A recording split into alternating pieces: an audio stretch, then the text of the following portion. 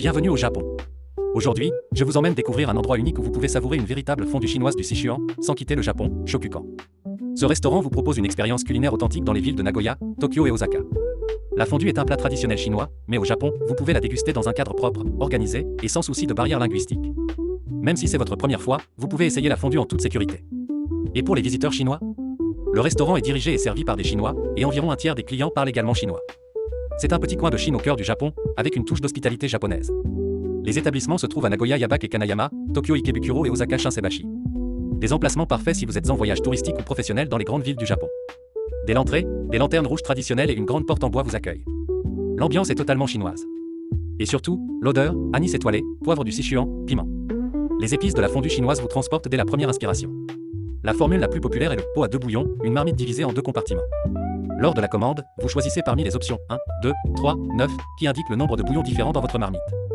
L'option 9 est réservée aux experts, car elle contient uniquement des bouillons très épicés. Si vous débutez, je vous recommande le duo classique, bouillon mala épicé et bouillon pétant aux champignons. Le bouillon aux champignons, avec ses baies de goji et champignons variés, est doux et réconfortant. Le bouillon épicé est intense, mais vous pouvez choisir le niveau de piquant. Le niveau 1 est idéal pour les débutants.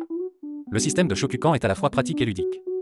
Les viandes, boissons et desserts sont commandés auprès du personnel, tandis que les légumes, tofu, champignons et condiments sont en libre service. Les prix dépendent de la couleur et de la taille des assiettes, une méthode simple et transparente. Un autre plaisir, c'est le bar à sauce. Vous pouvez créer votre propre sauce avec du sésame, de l'ail, de la sauce soja, de la coriandre, de l'oignon vert, et bien plus encore. Aucune combinaison ne se ressemble, c'est une expérience en soi. Je vous recommande vivement la viande d'agneau. Il suffit de dire « Yangru » et le personnel vous servira. Sa saveur s'accorde parfaitement avec le bouillon épicé, et chaque bouchée vous emmène droit à Chengdu. Mais Shokukan ne se résume pas à la nourriture. C'est aussi un lieu d'échange culturel.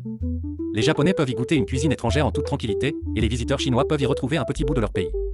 Je vis à Nagoya, et j'ai visité plus de 5000 restaurants au Japon, pour un total de plus de 10 000 repas. Je partage mes découvertes dans 6 langues différentes, et j'explique aussi les bonnes manières et coutumes culinaires japonaises. Je présente aussi des lieux spirituels et touristiques. Je publie presque tous les jours, alors suivez-moi pour des conseils utiles lors de votre voyage au Japon. Shokukan est l'un des restaurants les plus mémorables que j'ai visités. Que vous soyez curieux, amateur de sensations fortes ou amateur de saveurs authentiques, ce lieu vous offre une expérience culinaire immersive et interculturelle. Le feu et la douceur dans une seule marmite, c'est ça, la fondue du Sichuan.